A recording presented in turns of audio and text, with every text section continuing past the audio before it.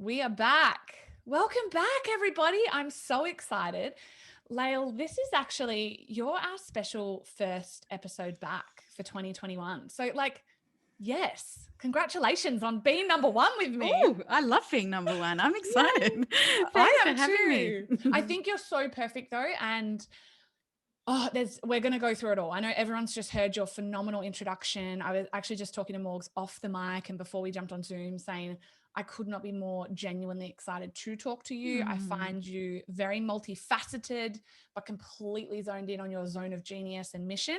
And reading through your bio, I mean, obviously we've been in connection for a couple of weeks now, but everything you've done, I feel like has been very connected to connection, emotional intelligence, and serving the world and children in a big, beautiful, needed way. And let's begin there, because I feel like in 2021, the biggest conversations I am having in my inbox at the moment, other than fun and lols and rah, is just around people's uncertainty about the future and how, you know, our poor next generation, and we're raising this world for children. Like it is about our next generation. I'm having conversations, Lael, with girlfriends right now. I'm almost 33, don't have kids yet, still leaning into choosing to or not. And the conversations that we're having are, is it responsible to have children at the moment in this world? But this is why I wanted to bring you on and have this beautiful conversation, because I know that, and we're going to talk about it a lot. We'll probably go everywhere else as well. But you are creating this school around, I'm going to say emotional, what is it? I say emotional intelligence, but emotional guidance, connection with families, and all the good things. So tell us a little bit about yourself and how you have landed at this point in your life wanting to create a school which is so needed. That We was got just 2 hours. so good. Thank you. That just I just sat there with a big grin on my face, going, "Oh yes, this is so what I'm so juicy about." And so, um, really the short version is that I started working in birth maybe 17 18 years ago, purely because I have a 20-year-old son, had a really traumatic birth experience with him, got pregnant second time, had a beautiful empowering water birth with my second child, and that moment just changed my life. I was just in this like, whoa, I want to know more about this. I want others to have the experience of not having to have trauma, because I know how hard it is having a traumatic experience and then becoming a mum. And all of a sudden, I just couldn't get enough of it. And I'm a really heart-driven passion person. So if something lights me up, I am going to follow it. I could never do a job or do work that doesn't excite me or doesn't have meaning for me. So, at the time I was running my own company, and I just closed the company because I was like, nah, this is what I want to do. So I'd had it for 7 years. I had all these people working for me. I didn't even sell the company, much to my husband's disgust. But I was just like, nah, I just knew I had to follow this next step. And I don't know, I'm a really big believer in following your gut. It's like my number one guide in my life. And I was like, nah, I just want to jump into birth. So then all of a sudden I just immersed myself in the world of birth. I became a childbirth educator. I worked as a doula for a really long time. I did a lot of counselling. I started working with trauma, and I just began to see the impact on what it was with families to help couples be empowered around their choices with birth and raising their children, with gentleness and consciousness, all that kind of beautiful stuff. And then, I had 2 kids by then. Then I had a third child, had a massive, powerful birth experience that was a bit of a life or death situation with her. And I ended up, having to really work through a whole lot of trauma and PTSD for both of us. And her birth was an incredible gift for me, because it really helped me delve into the world of how do we heal from trauma? How do babies heal from trauma? How do we as mothers and parents work through stuff that's been really tricky? So that took me into the world of aware parenting. And aware parenting is a form of parenting that was developed by a Swiss-American psychologist called Dr. Aletha Salter, probably about nearly 25, 30 years ago. And I think this woman was well ahead of her time when it comes to emotional awareness and consciousness. And it really is based on the fact that we all have feelings and emotions, and most of us do not know how to express them in a healthy way, including little bubbers and toddlers and school kids and teenagers and the whole bit. So word parenting just kind of opened up a whole new world for me. It took more of my study into trauma and understanding the impact, on children, and then how as parents we can help our kids who've had challenging experiences. All the time while raising my own children and my kids just being the best teachers. And I found that whatever work I was into, my kids were going to be like, all right, let me give you a real life demonstration of how this is going to look. And so, I did all that for years. Then as my son started to go through puberty, again, I went through this thing as a parent of, oh my God, he's going to become a sexualized being. And have I taught him enough? And is he going to be respectful? And all of a sudden I then delved into the world of adolescent sexuality, and I ended up at my son's high school. They asked me to teach a class on birth for kids, and I was like, yeah, I went and talked to them about birth. Kids loved it. I gave them the best birth education ever. Oh, brilliant. Where were you when I was in high school? Damn it. And then, I remember at the end of it turning to the teacher and said, are you talking to the kids about pornography? And he's like, oh, no. And I was like, oh my God, you must, that's our biggest sex educator at the moment. And I was like, look, can I come back and talk to the kids? And he's like, yeah, if you want. So all of a sudden, I just started creating programs, what I call pleasure-based sex education programs, to take into high schools that were all about the realities of intimacy and our hormones and bodies and safety and trust and consent and just all the juicy stuff that I know teenagers wish they knew that would have helped navigate those tricky years. So I ended up doing that for a few years, which was awesome, getting to work with amazing teenagers.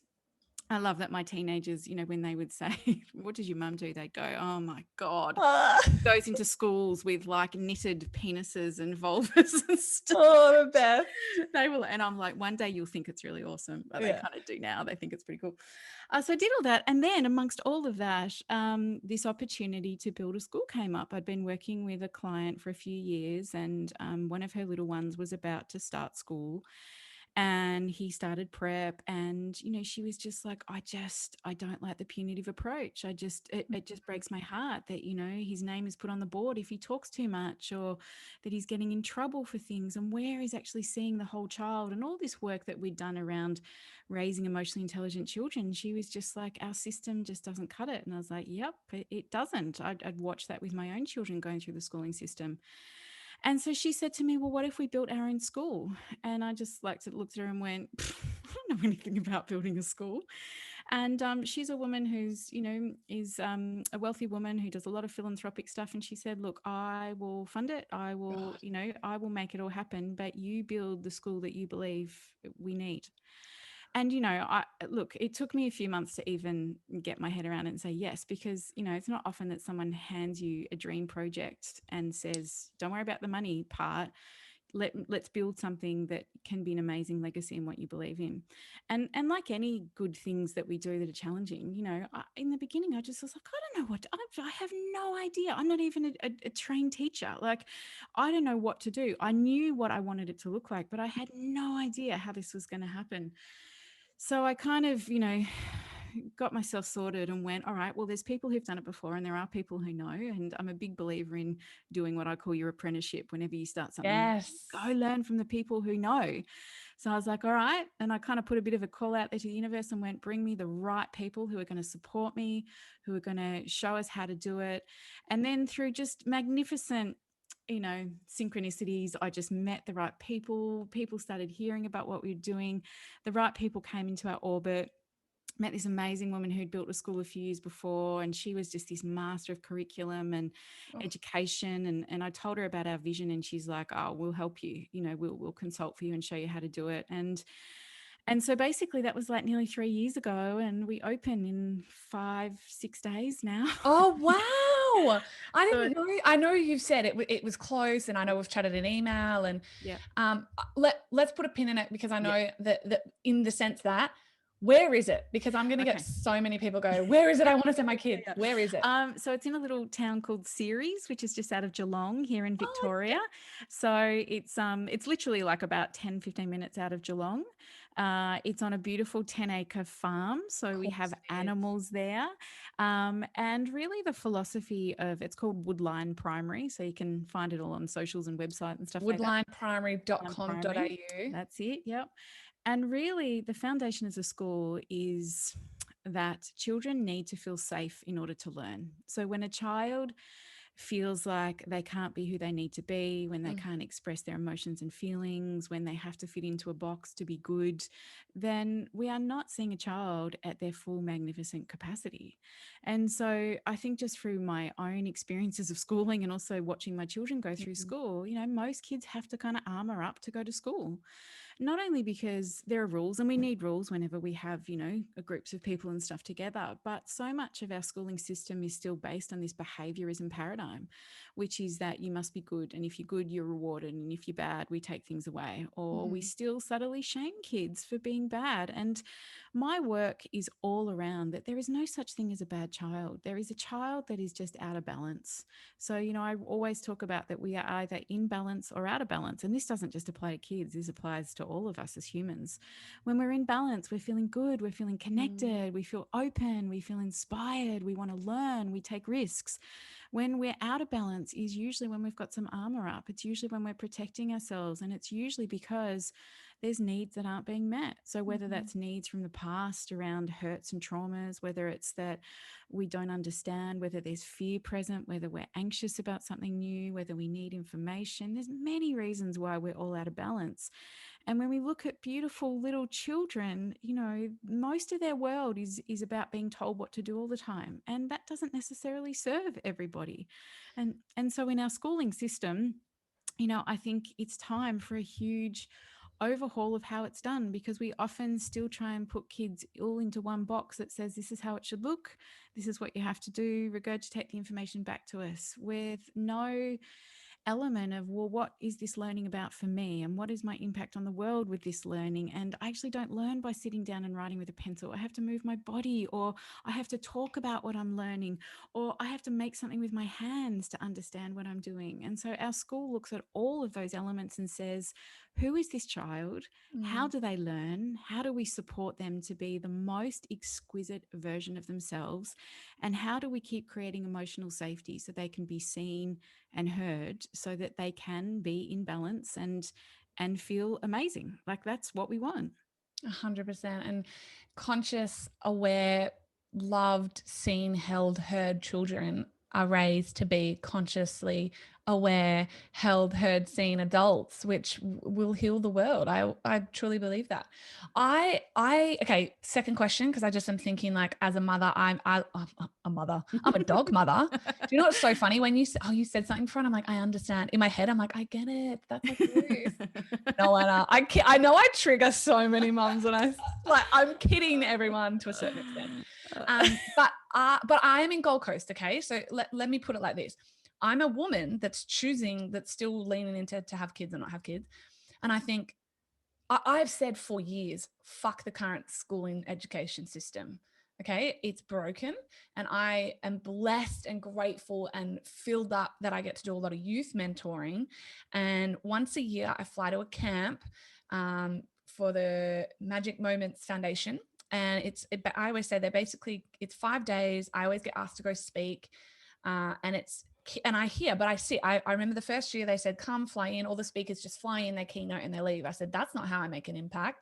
It's not on the stage. I want to sit with them in the lunchroom. I want to sit at the back of the room and listen to them. I want to watch these kids. And I've done that every year since. And the one thing every single one of these youths tell me, the one commonality is that I don't like school. School is broken. Fuck school. Because these kids, this next generation is here to change the world. They've been birthed with more DNA.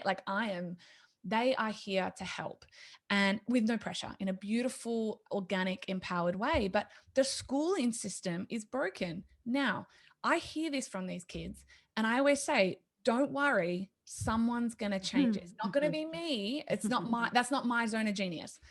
But I always say someone's going to change it one day. Now, I have said this for several years, and then you popped up in my Instagram inbox and said, hi, Anna, I'm Lael, like, da-da-da-da. And I'm like, yeah, you're coming on the podcast because you're it.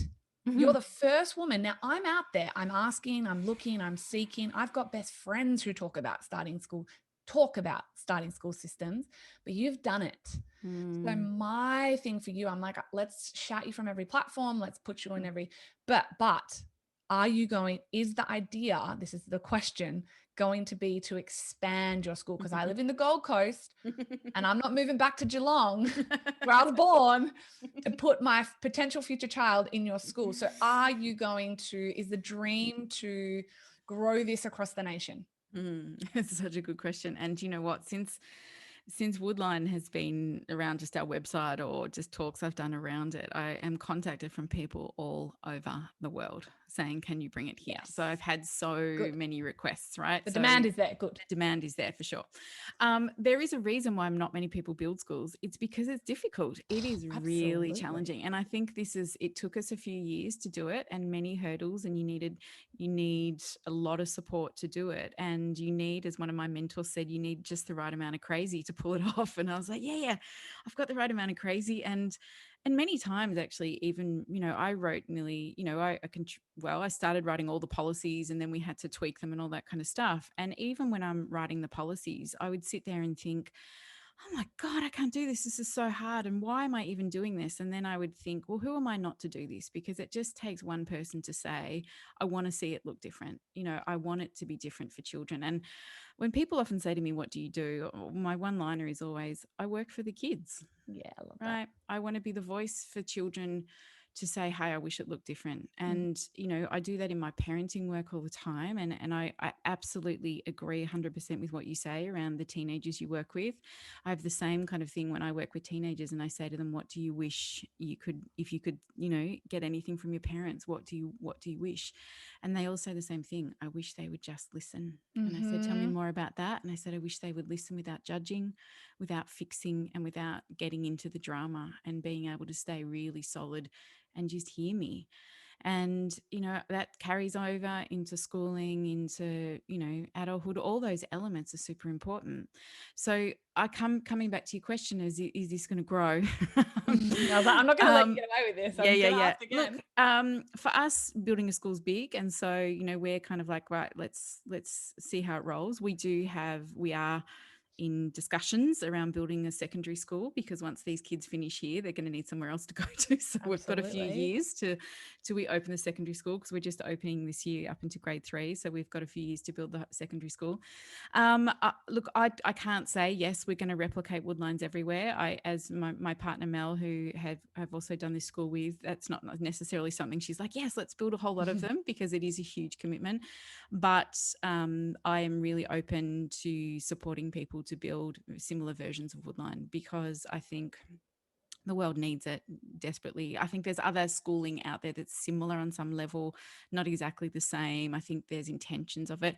And I think, on some level, the system is trying. There's a lot more conversations in schools these days around wellbeing and around resilience and all those kind of things. But I think for me, it needs to come from the ground up, and it's got to be a huge overhaul. 100%. And yes, they are. I always say, I always assume positive intent. That's how I live my life. So I do believe schools are trying to do better.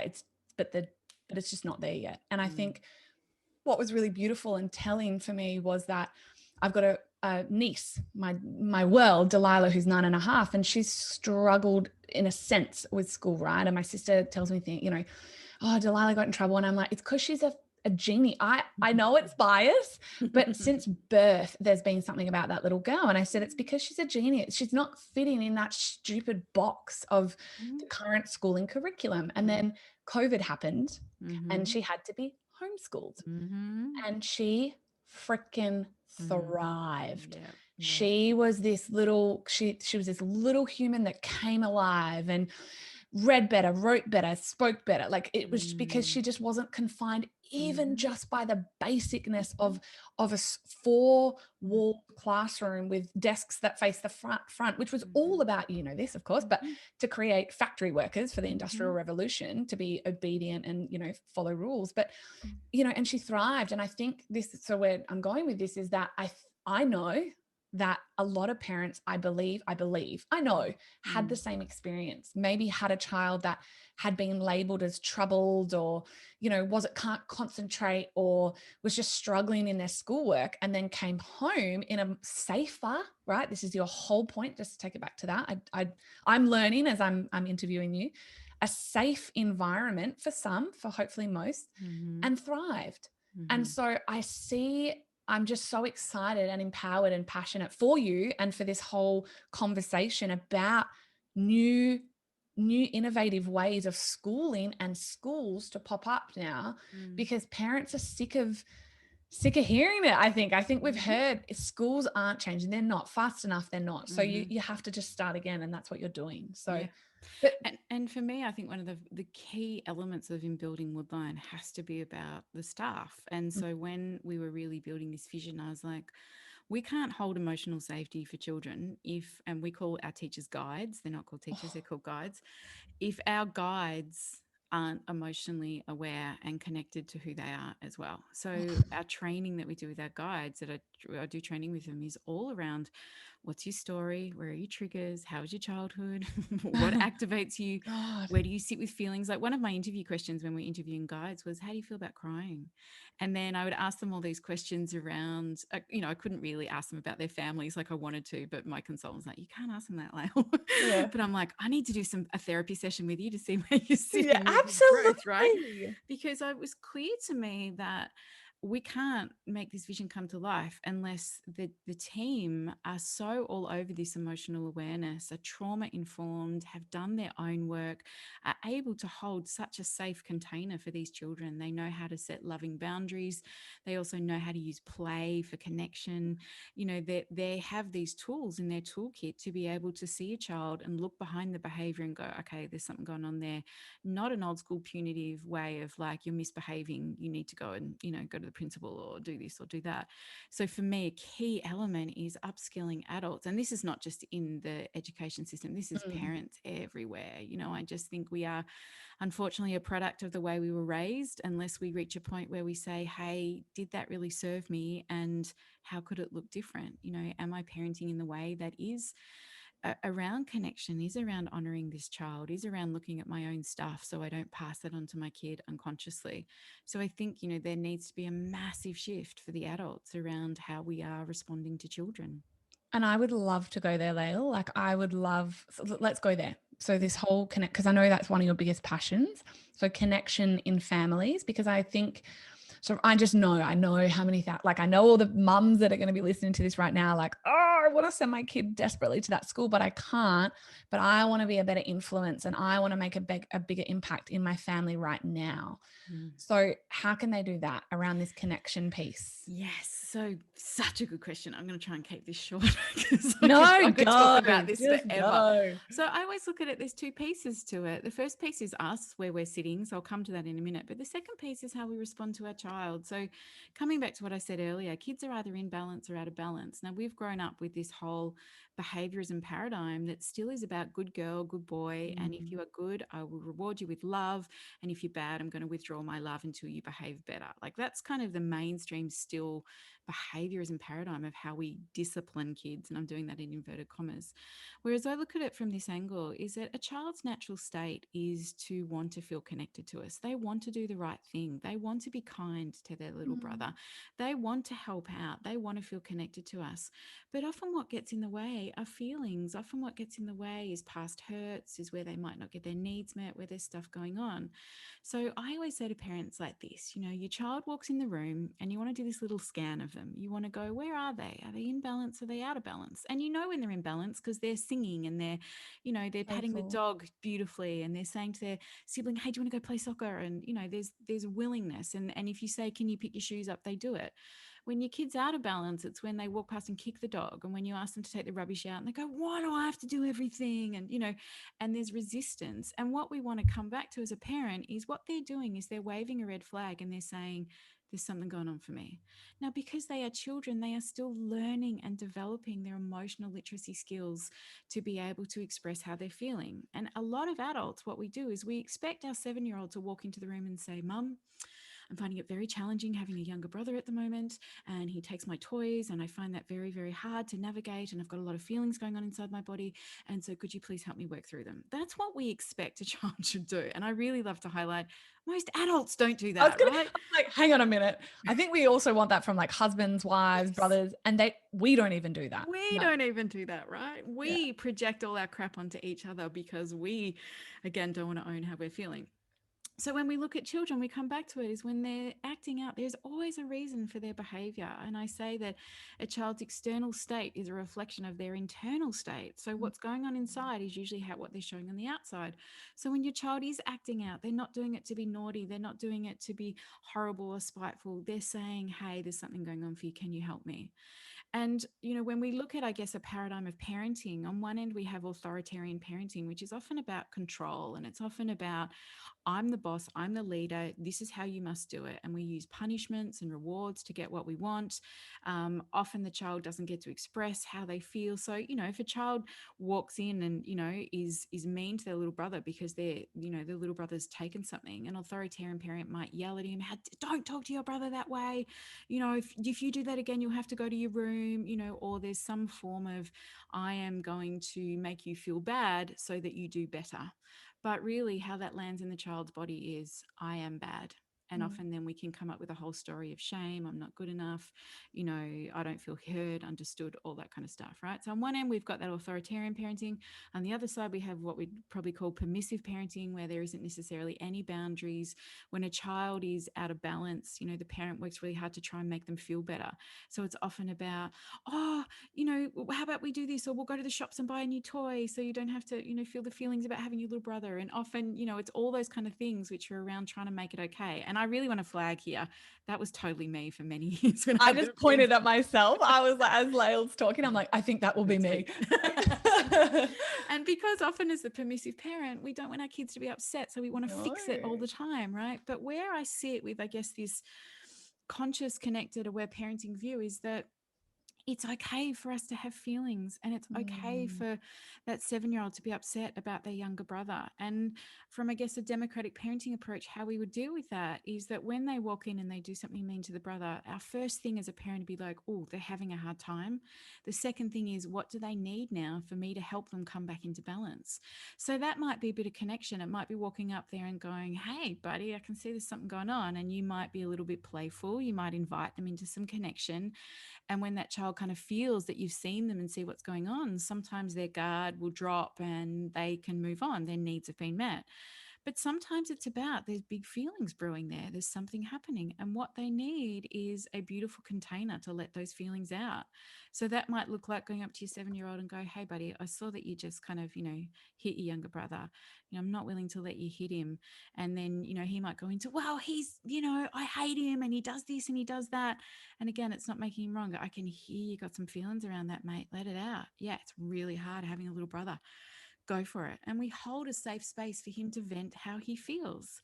And what we see and we know about feelings and emotions is that if we give them permission to be felt, we feel them and then we let them go. But if we don't feel them and we don't express them, we have to do something with them. And most of the time, what we do as humans is we learn to repress them. So we shut them down, we push them down harder, and then we develop mechanisms to keep those feelings at bay. And that's why sometimes we want to eat lots of chocolate and drink lots of wine, or work constantly so we don't have to think, or we numb out on social media all the time. We all do it. We all have these things that we do to not feel. And so I think what we look at is, on a bigger picture here, what we're trying to do is we're trying to teach our children that I see and love and hear all of you, not just the parts that are good, but, all of you is welcome. The angry parts, the sad parts, the happy parts, the joyous parts. Because for most of us growing up, and I know this is true because I have worked with so many parents, when we go back into our own childhoods, into places where we didn't get our needs met, most of the story comes back to the fact that we got love when we were good. And when we weren't good or perceived to be good, or we had expressed ourselves in ways that weren't okay, then love was withdrawn. So we begin to learn a lesson that says, I am only lovable if I'm good. And then we move through life going, I need to be liked. I need to do stuff, so that people are happy all the time. And what we do with that is we basically abandon the kind of inner truth of who we are. We abandon, our natural, sense of connection to ourselves, our creativity, our passion, our purpose, because the greater need is to be attached, is to be safe. And so therefore it becomes highlighted that it is so much about, I'm sorry if you can hear my dog. I'm like, the baby, Lucky. Sorry. I love it. You know that I love it. Yeah, okay, yeah, keeping it real. Yeah. So but basically really that is then what becomes the imprint. And I think when we're looking at raising our kids consciously, what we're wanting to do is saying, hey, I see all of you, because we are all made up of all these emotions and feelings, and none of them are bad and none of them are good. They just are. And when we start to give our children permission to express themselves in a safe way, then they learn this beautiful emotional intelligence that says, when I feel vulnerable, when I feel angry, when I feel sad, mum or dad is still there for me. Yeah. And they accept and see all of me. And then this is the key piece of this.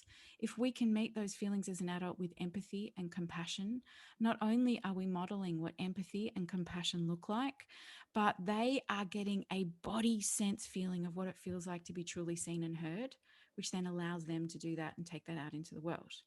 And I have a little story that I often tell, because for me, you know, when I started doing this parenting, you know, I really kind of worked with her. I'm going to really hold space for my kids to express their feelings and emotions. And there was a lot of feelings and emotions. And my husband would look at me and go, is this right? Is this going to work? And I'm like, yes, I feel it. You know, this is how I would have wanted to have been met when I was a kid. Mm. And I think the game changer for me was once when my youngest was about 5 or 6, and it was an evening, I was trying to make dinner, I had to go and teach a class, and so I was doing that kind of hustle of trying to meet everyone's needs. And she walks into the kitchen, she's really agitated, and I can see that she needs a bit of a meltdown or release. And I kind of looked at her and I went, darling, I can see you've got some feelings, do you think you could hold on to them for a few hours? Like, that's what I said to her. And she looks at me like, are you freaking crazy? Like, you know, I'm 5, first of all. yeah, right. Yeah. And then the next minute, my older daughter, who was 10 at the time, walked in and she said, I'll listen to your feelings, Tali. And I was just like, oh, wow, what's going to happen here? So the 10-year-old takes the 5-year-old into the room, 6-year-old, she was 5 or 6, takes her into the bedroom. And I'm like, I've got to see what happens here. So I'm standing outside the door listening. And what I'm hearing is my 10-year-old, she's like, tell me all about it. And so then the 5-year-old starts crying and she said, at kinder today, this happened and then that happened. And she just starts having this massive release. And I hear my 10-year-old go, yes, let it out. You're doing a good job. Oh. And what else, right? And so she has this big release and the 10-year-old's just holding it beautifully. And then they start giggling and they start laughing. And so all the big feelings have moved. And then they come out of the room and my 5-year-old's back to looking bright-eyed and imbalanced and feeling relaxed. And I look at my 10-year-old and I was like, how was that for you, darling? And she just says to me, well, I just did to her what you do for me. And I was like, oh my gosh, that is it, right? This is it. How can our children can't be what we don't show them to be? So Yeah. we expect our children to have empathy and resilience and compassion. But if we are not responding to them in that way, then how do they learn that in their cells and in their being? So for me, you know, when we're looking at how do we raise our children with conscious awareness, firstly is about modeling it to them. It is about deeply accepting their feelings and emotions in a safe way. And I know for some people this is a massive stretch, right? Because we've grown up in such a behaviorism paradigm. And so I would encourage people, if it ignites you and you want to know more, go have a look at some of my stuff, because it, you know, explains it in a bit more depth. And it doesn't mean we don't have boundaries, and it doesn't mean that kids lose their, you know, crap every time you go everywhere. Like, there's lots of things I know people go, oh, but what about discipline? And I'm like, yes, we have boundaries and elements within it. It's not about a free for all for children. Lael, where? Like, obviously, we're going to put all your links, but where? Because I just know people are like, yeah, I want more. No more. Yeah. Well, you can find, I've got lots of articles on my website, which is laelstone.com.au, lots of videos that talk about it. We have a podcast called the Aware Parenting Podcast, which we talk about all things from biting and hitting to sibling stuff to how we help our children navigate trauma to just everything, parenting, like Phenomenal. all that you want to do about parenting. So you can go there and check it out and listen.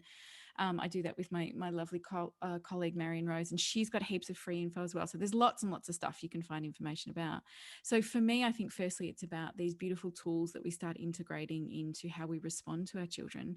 But then the second part is looking at our own stories. And this is the part where most people go, oh, I don't know about this, because most of the time we don't want to look at our stuff because it's painful. Well, Lael, as you're talking, I'm thinking, I'm sitting here just, I mean, nodding like an idiot, but also, and hand on heart half the time, but I'm sitting here thinking, gosh, this isn't just about kids, right? I'm like, how many, I mean, adults, all people, but I'm so passionate about women. So I'm just sitting here thinking, gosh, how many women just want to be held in a safe container to be seen and held and heard and say, not judged, just listened to, and just allowed to let their feelings out. And then I start thinking, gosh, it must be hard for some women who are sitting here struggling in the depths of despair with some parenting right now. I'm thinking about the spectrum of, their imbalance versus out of balance themselves, right? Say, and how they're like, you don't understand, Anna and Lael. Like, I want to be that parent, but fuck, I never had it. That wasn't modeled to me. Yes. Like, what about me? Like, who's going to hear and hold me? So I was like, is parenting formed from our own trauma? And I imagine it is. And if yes, how can we begin to heal that to be that space and container and safety for our kids? Yes. So now I'm stupidly nodding at you. Yeah, good.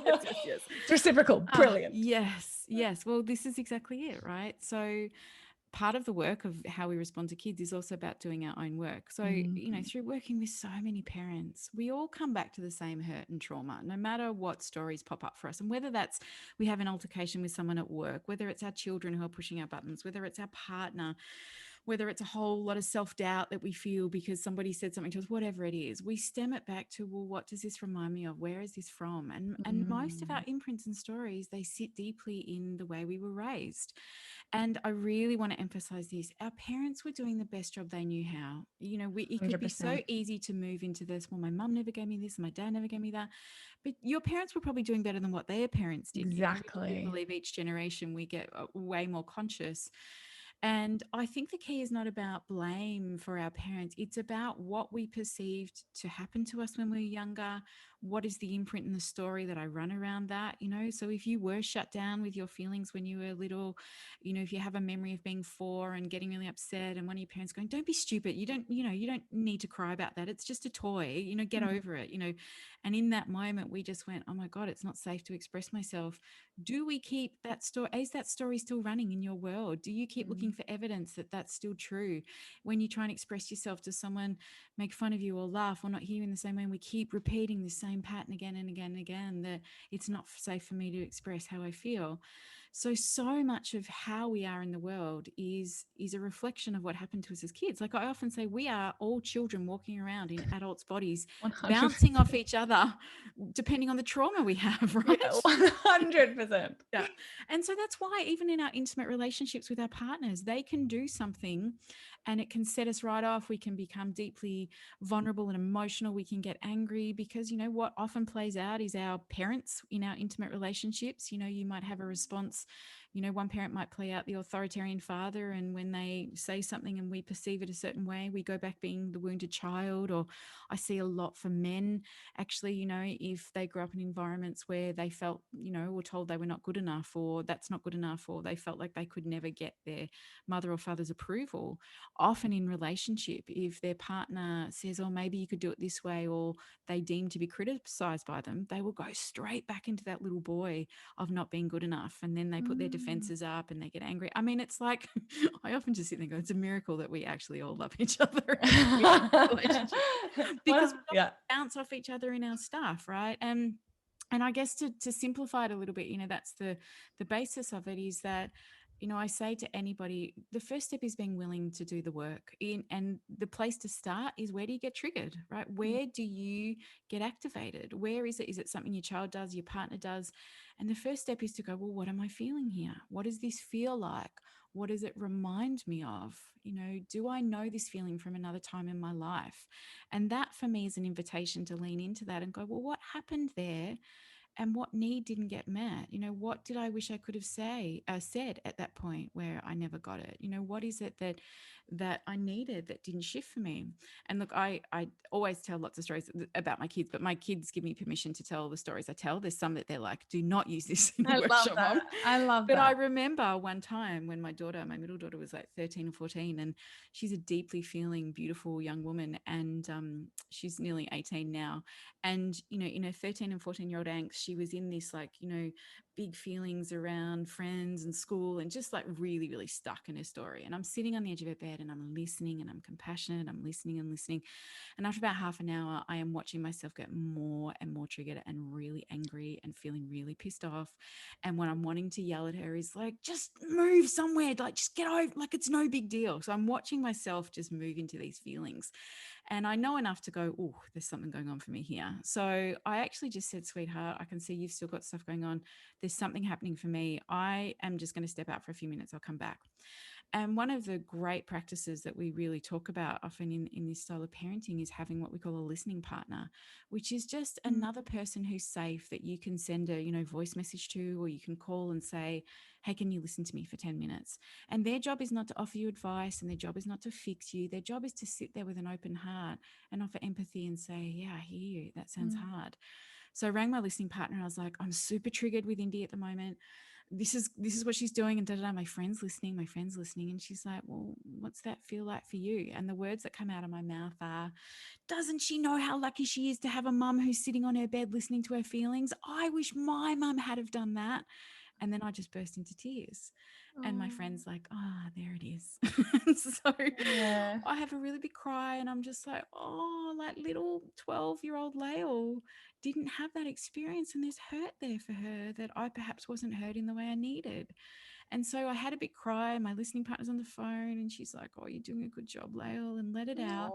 And then as soon as I finished with those big feelings, I felt this massive shift. And then I went back into the room and I could meet her, and I was like, keep going, babes. And all of a sudden she just was like, nah, it feels better now, Mum. I think I'm going to do this, this, and this. And then I just sat there going, oh my gosh, she just moved it when I moved it.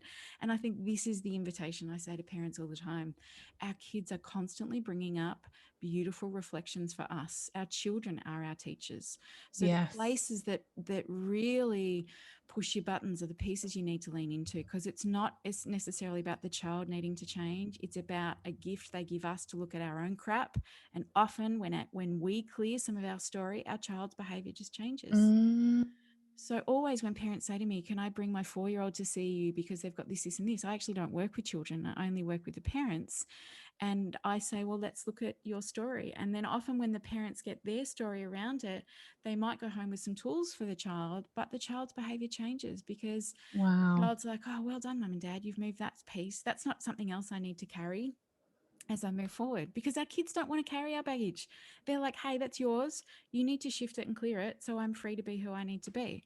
So there's this beautiful interplay that happens where they just bring our stories to the surface. And, most of the world looks at it like it's a child that's bad or they don't do the right thing, when really it's an invitation for us to look at us and go, where am I in this story here, and where do I need to shift with what's going on? Oh, so big, so beautiful. And I just want to say, because I know I obviously speak to so many women, thousands and tens of thousands of women yearly, be it in an inbox or a call or Zooms or from stage. And we've all got some level of trauma. All adults at some level, something's happened to us as children. Let's just go right there, as children. And it was really last year that I actually, so just honoring, if you're listening and, something has even come up for you that it's like, but you don't understand because this is how bad it was. We do. And just honoring you. But last year I had a real moment, and I said to Morgan, because I grew up in a very traumatic childhood, lots and lots and lots of abuse across, every spectrum, and I've healed it, and I've had to heal it, and it's been and I'm so grateful. I wouldn't change a second of my childhood now, not 1 second. But I said to Morgan last year, I said, I've really come to understand as a woman who has healed her shit and will continue to. I mean, wait until I have children. The triggers. Can't wait. Bring it on. One child. I'll be a one and done, I think, if I do it. But I said to Morgs last year, I just don't think it's acceptable anymore as adults to, like, yes, traumatic stuff happened as a child and it sucks. And I'm, and for my own self, telling my own little girl, sorry, like, and I'm sorry, little Anna, but you know what? You're an adult now and you get to take responsibility for that and heal it. You don't get to lean on that story anymore. And I had this real, and I mean, it shifted for me you know, it was a lot of family stuff and there's lots of blame and still in the family. And I'm like, no, you know what? Like, so even for my siblings and stuff, I'm like, no, you know, I know what happened to us as kids. I know that there was a lot of trauma and all these things, but we're adults now, you know, and we get to choose. We get to take 100% empowered responsibility to heal ourselves and be part of this world that each sovereign individual takes that responsibility to heal their own self, which I do genuinely believe heals the home, and a healed home is a healed community, and then it ripples effect out. But so I just want to offer that to listeners, that we're talking about trauma and all these things, and if you're like still holding on to that story, that it's like, no, but you don't understand, because no, you don't understand. It's like, we get to be these empowered, amazing adults who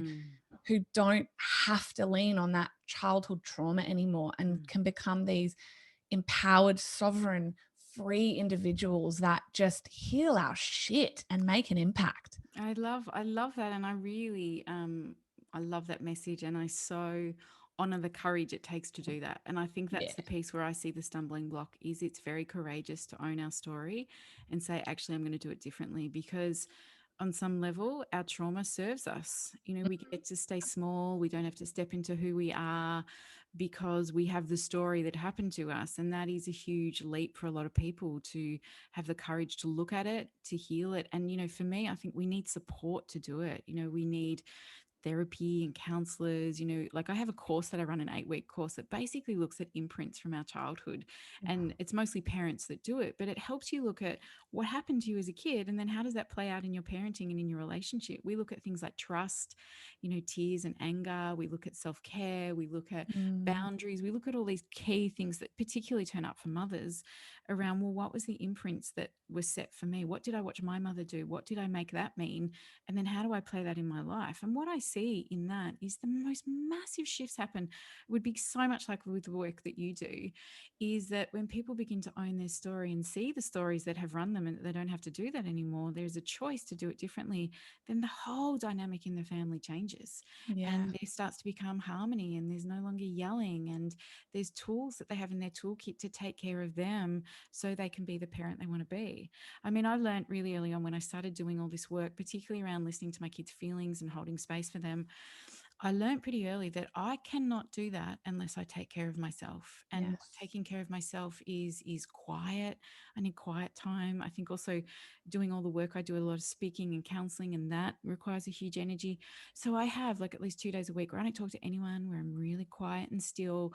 I look after my body with lots of different alternative things, because I'm like, I can't turn up and be the spacious mum my kids want me to be if all my stuff is in the way, or if I'm stressed. So, you know, I was committed to keep working through my story with my listening partner, or when things still pop up, like stuff always pops up, right? It will Because we're never human. stop, right? Yeah. Exactly. And you want to lean into it and go, oh, yeah, there's another invitation. What's this about? How do I work through that? So that in all those moments, the more work we keep doing, what I often see is the more spaciousness we create for our children, which means they go, mum or dad can hold this. And that's when they bring us the stuff. And this is so important if we can do this when our children are little, because it sets such a foundation for them that when they are teenagers, what they know is that you are the safe place to come. They know that nothing's too big to bring you, and that's what we want. And can I just say, as a child, like I say this to everyone, because I was like the wild child, like straight A student. Mum just didn't, I think, know what to do with me, because I was like a rat bag, because I hated myself, but I was a straight A student. That was like my rebellion, being really smart, but being really rat bag. But because that wasn't this, our house was not the safe space in any way, shape, or form on any level. It was with my mom, but not my stepdad. So you went everywhere else. You went to everyone else, which was never a good thing. You went to other people's parents, you went to other people's houses where they didn't have boundaries. So I always say this to every parent: no matter how hard it is for you to be that safe space for your child, make damn sure that you are, because they're going and getting it elsewhere. And it might not be, it's not safe. It's typically not safe, and it's not smart. So I love that. I love that And you say that. it's true, particularly in adolescence. We look for our tribe. We have to move away on some level to figure out who we are. And so we go, well, who are the safe places to go Mm-hmm. to? And if home or there's adults that aren't that, exactly what you're saying, they're going to go find a tribe who's got their back. And so for me, particularly in raising teenagers and young adults, we were always a house where teens come. We are a really safe house. And so we often have lots of kids here, and they talk about all sorts of stuff to us, which is beautiful, which is, again, they often say, well, I can't talk to my parents about this. So, Yeah. there's a beautiful container we've created with them. But my goal, particularly in raising teens, was like, we want to know no matter what goes on, we are the place for you to come. Now, children will feel that if we don't necessarily use punishments, if we don't move into you've done the wrong thing, I'm going to ground you, because then they just get better at lying. They get better at hiding Yeah. their behavior. That was So, me. like my teens have done stupid stuff because they all do. It's what they're meant to do. And we say that to them. You're meant to make mistakes and stuff up and go for it. And they love it when they do something wrong. They go, you told me to do it. Yeah, I'm like, yeah. well, But you told me, mom. yeah. I'm Yeah. like, well, there's a prefrontal cortex that still needs to grow. So, anyway, Yeah. but there's all these elements. And, I have found this too. Like even one time when my son was like 14 or 15 and he lied about where he was. And then we kind of busted him, and then we're like, hey, mate, come home. And it was one of those moments where my husband and I looked at each other and we go, how do we do this consciously? Right? Because the old school way would be, you've lied to us, your disappointment, we're going to ground you. And so instead I actually went in there and said, okay, buddy, I feel like I've let you down. And he's like, what? And I said, somehow I haven't made it safe enough for you to tell us the truth. So what do I need to do here? Because, God. we really value that transparency. Our value here is about keeping you safe, right? We just want to know where you are. That's one of our big things. Like, we most of the time we'll say yes to where you want to go. We just want to know where you are. And he lied about where he was. And then he said, well, they were at a girl's house, right? He and his mate. And he's like, Mum, you get so like over the top about when we see girls. I just don't want to tell you about it. And I was like, got it. Okay, that's on me. Like, and I think I Oh, want to make everything open and really safe, in this whole, safe environment with relationships. I was too much. And I yeah, just, I beautiful. totally get it. I'm going to pull back on that. I really just want to know where you are, and, you please go and explore whatever you need to with girls, whatever that looks like. But that was an incredible opportunity, instead of coming into this power over punishment, you've done wrong, to go, all right, how do we both get our needs met here? And what are we doing that's not allowing it for you to feel safe enough to tell us where things are at?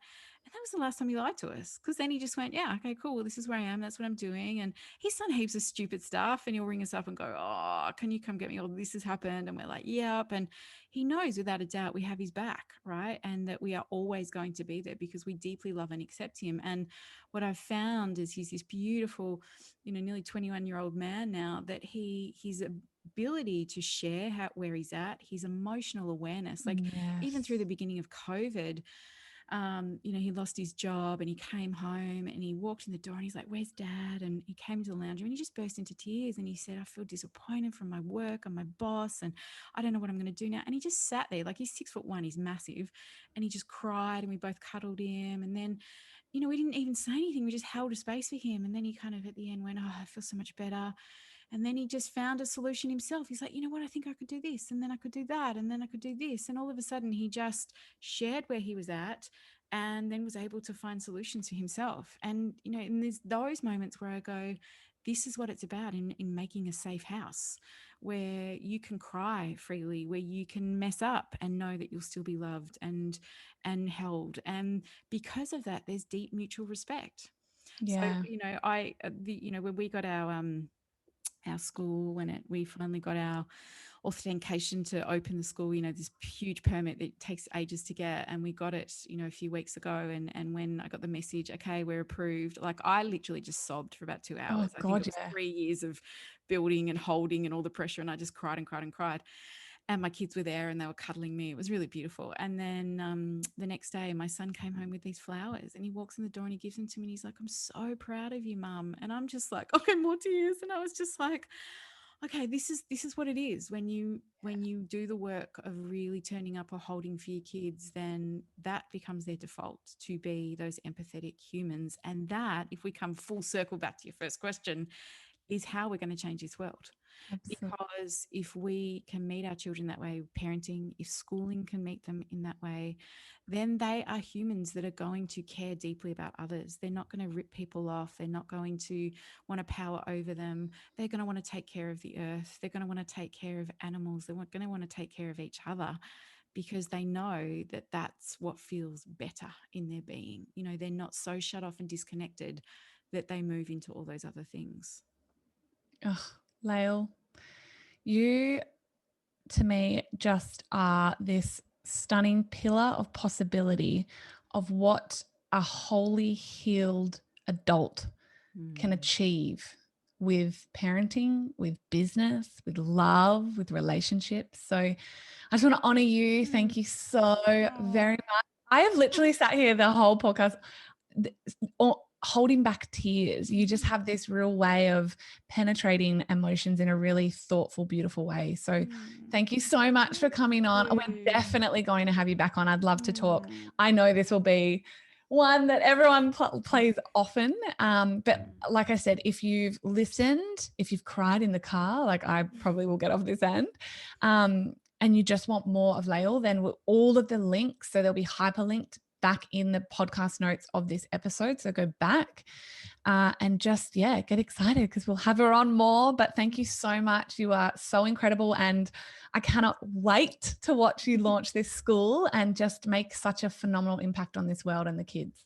Oh, thank you. I feel so humbled. You know, I feel it takes work, you know, and I know you know that, because I follow you and I see all the amazing hard things that you do. And I think it is hard and it can be painful, but it's so worth it, you know. And So worth it. I feel very blessed that I've been supported enough in my world to do this work, to then take it to others. And thank you for giving, you know, me this time to be able to just share that. And you know, also, again, the work we do is really similar. You know, you do it perhaps in business for women, and for me, I just feel like I do it for families, because I see the difference it makes, and I think the world needs it. And you know, I will always be here being a champion of connection and speaking for the kids. So thank you for giving me this this beautiful opportunity to share. My pleasure. All right, guys, until next time, have a beautiful week. Bye.